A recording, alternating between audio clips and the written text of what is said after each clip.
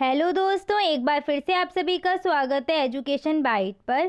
Science की आज की क्लास में हम साइंस के बहुविकल्पीय प्रश्न करेंगे। आपके साइंस का सिलेबस पूरा हो चुका है और जितने इंपॉर्टेंट क्वेश्चन बन सकते हैं बहुविकल्पीय ऑब्जेक्टिव वाले वो सारे क्वेश्चन मैं आपको इस क्लास में करवाऊंगी। ठीक है, तो चलिए स्टार्ट करते फर्स्ट क्वेश्चन से। इससे पहले मैं आपको बता दूं, कल मैंने आपको हिंदी के बहुविकल्पीय प्रश्न करा दिए थे, वो भी आपके डीएलएड सेकेंड सेमेस्टर के ही थे। अगर आपने वो क्लास नहीं देखी है तो आप चैनल पर जाकर देख सकते हैं। चलिए स्टार्ट करते हैं फर्स्ट क्वेश्चन को। फर्स्ट क्वेश्चन आपका क्या है, सूर्य के प्रकाश को पृथ्वी तक आने में कितना समय लगता है? 6 मिनट या 8 मिनट या 3 घंटे या फिर 2 घंटे 10 मिनट। तो हम सभी जानते हैं सूर्य का प्रकाश पृथ्वी तक पहुंचने में कितना समय लगता है, 8 मिनट 16 सेकेंड या फिर 8 मिनट 20 सेकेंड। आपको ऑप्शन जैसा मिले वैसा आप लगाएंगे। यहाँ पर ऑप्शन क्या आपका दिया है, 8 मिनट, तो कौन सा ऑप्शन सही हो जाएगा, सा। ठीक है, नेक्स्ट क्या है, जब पृथ्वी की उपछाया से होकर चंद्रमा गुजरता है तब होता है? किससे गुजर रहा है, उपछाया से होकर। तो पूर्ण चंद्र ग्रहण होगा या खंड चंद्र ग्रहण या सूर्य ग्रहण या फिर चौड़ा प्रकाश सेतु। तो क्या बनेगा आपका, उपछाया से गुजर रहा है इसलिए कैसा चंद्र ग्रहण बनेगा, खंड चंद्र ग्रहण। और अगर छाया से चंद्रमा पूरा छाया से गुजरेगा तब कौन सा बनेगा आपका, पूर्ण चंद्र ग्रहण। ठीक है, नेक्स्ट आपका क्या है, भारत के पहले अंतरिक्ष यात्री थे? आर्यभट्ट, भास्कर, राकेश शर्मा, सतीश धवन।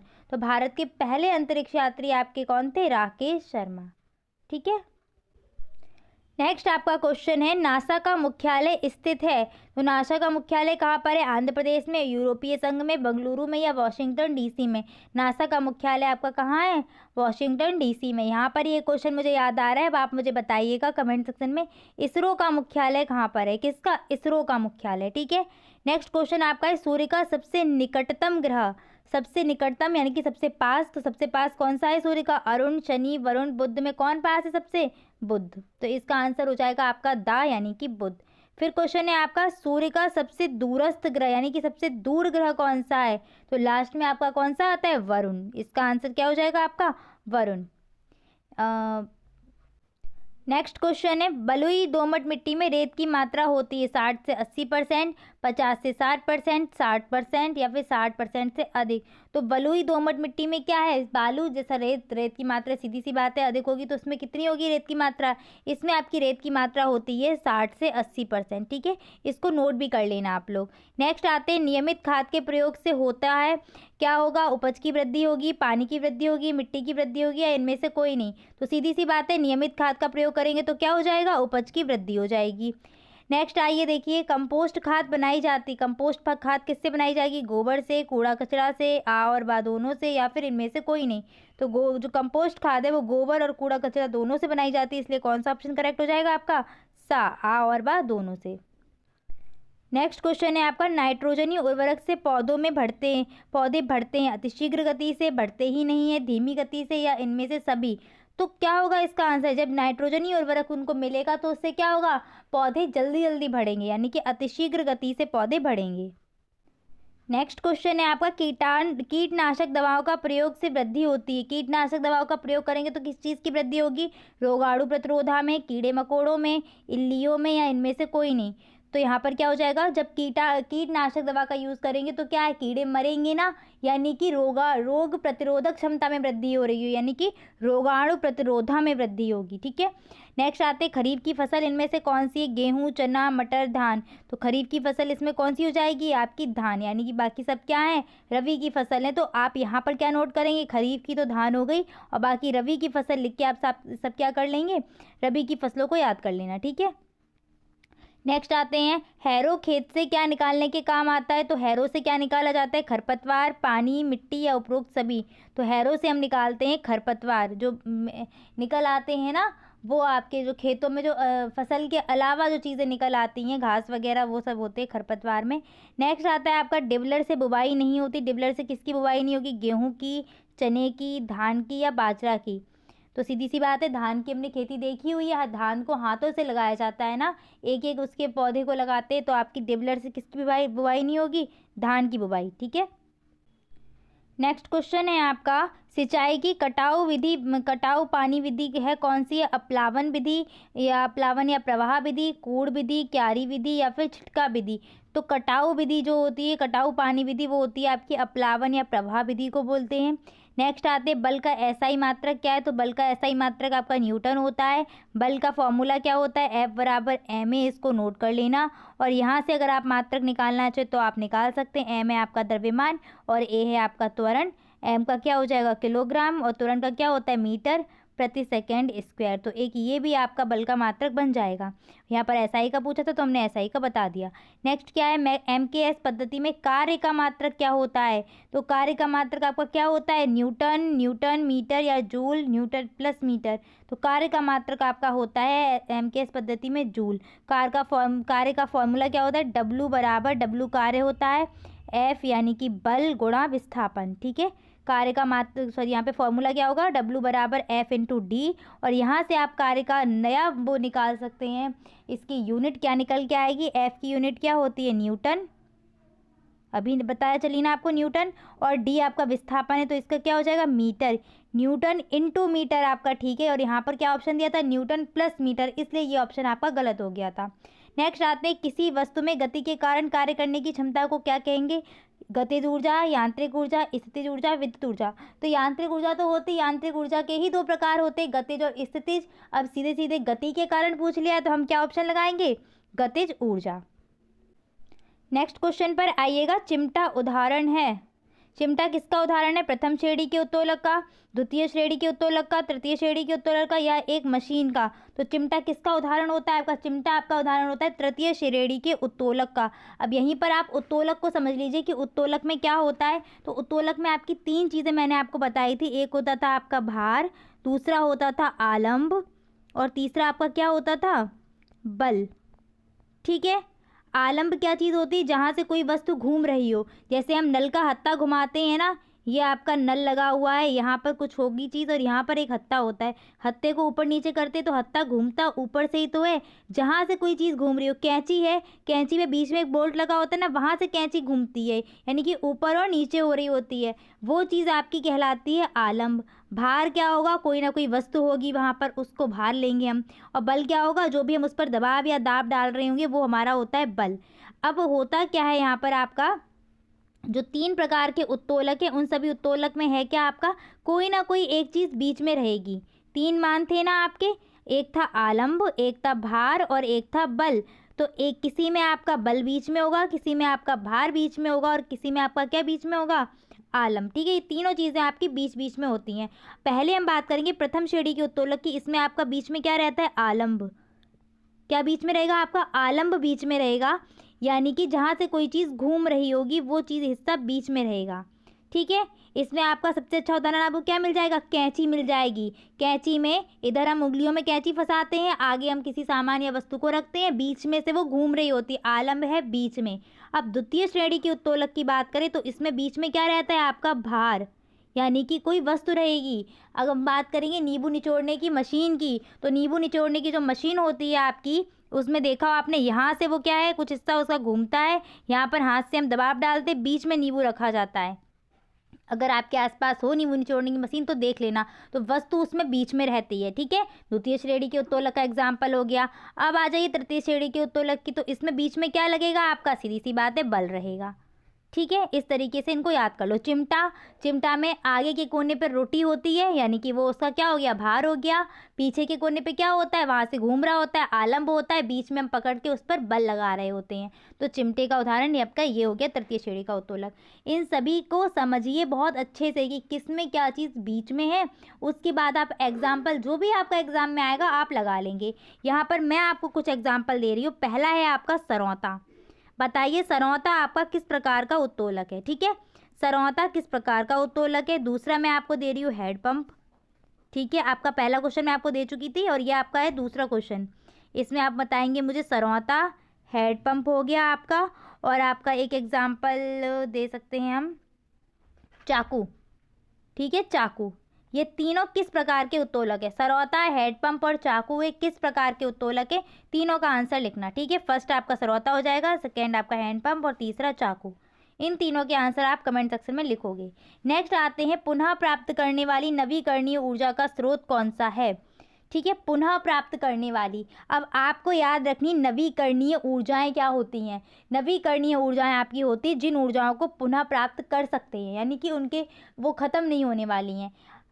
यहाँ पर आपको पुनः प्राप्त करने वाला उन्होंने लिख के दे दिया, पर एग्जाम में वो सीधे सीधे आपसे पूछेगा नवीकरणीय ऊर्जा के एग्जाम्पल बताइए, अनवीकरणीय ऊर्जा के एग्जाम्पल बताइए। तो याद रखो नवीकरणीय ऊर्जा का मतलब क्या है, नवी आ रहा है, नवीन शब्द सा लग रहा है कुछ, यानी कि उनको दोबारा प्राप्त कर सकते, पुनः प्राप्त कर सकते।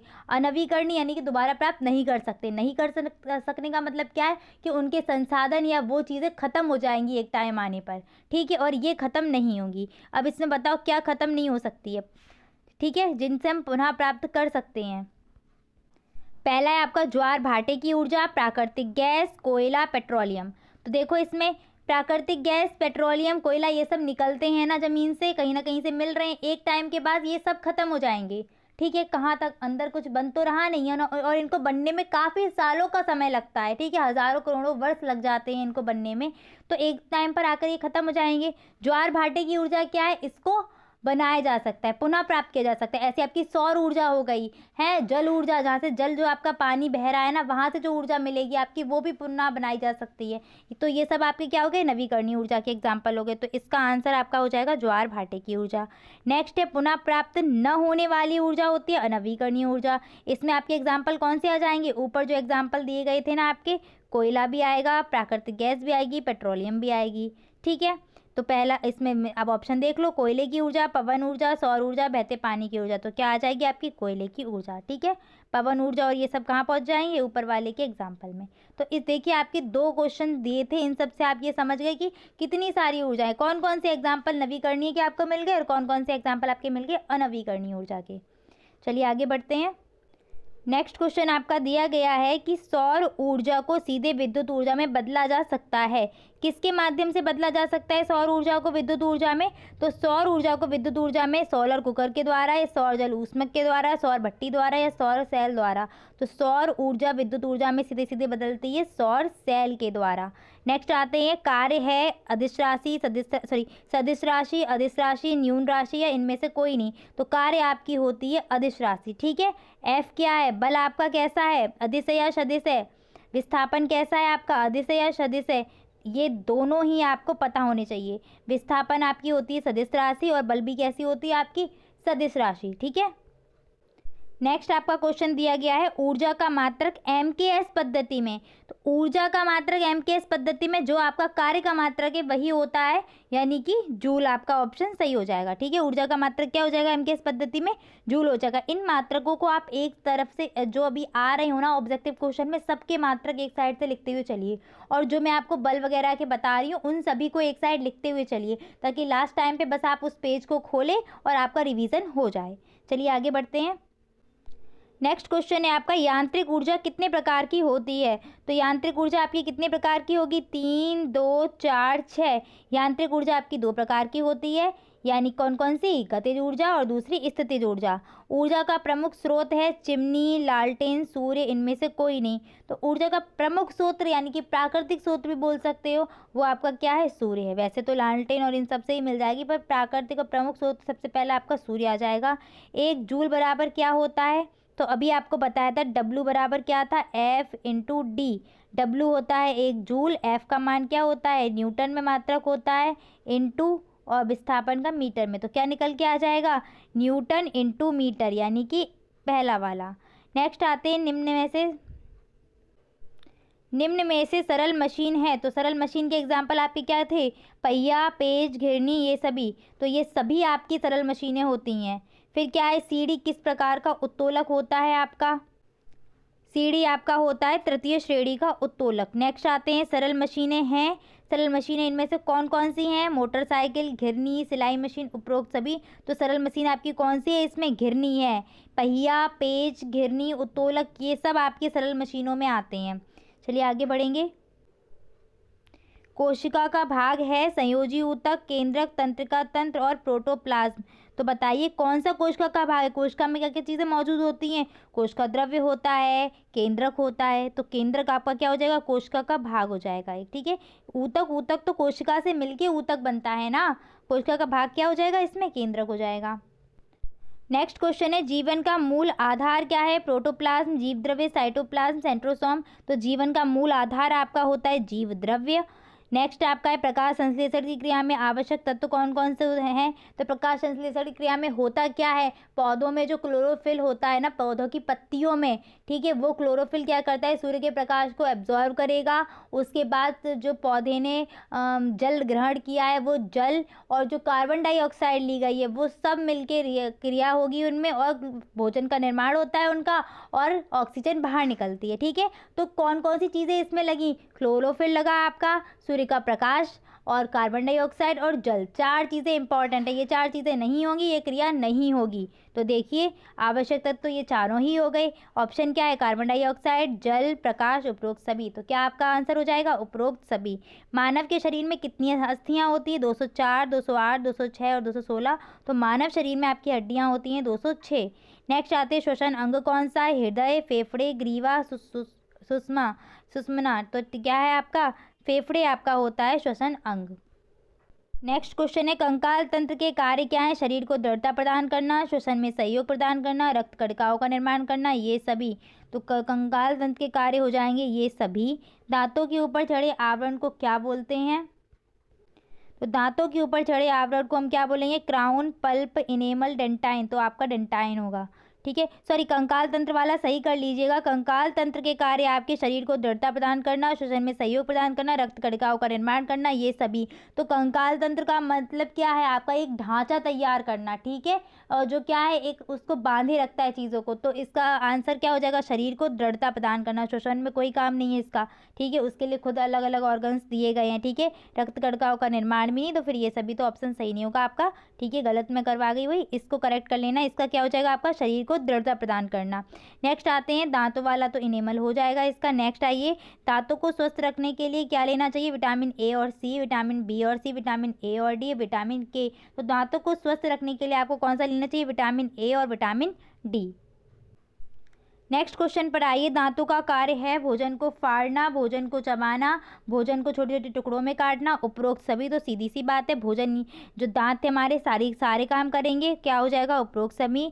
आमाशय में पाया जाने वाला एंजाइम है टाइलिन, पेप्सिन, म्यूसिन और ट्रिप्सिन। तो आमाशय में आपकी दो चीज़ें बताई थी मैंने, एक एंजाइम था पेप्सिन और दूसरा HCl एसिड आपका आता था। तो इन दोनों को ही ध्यान रखना, पेप्सिन।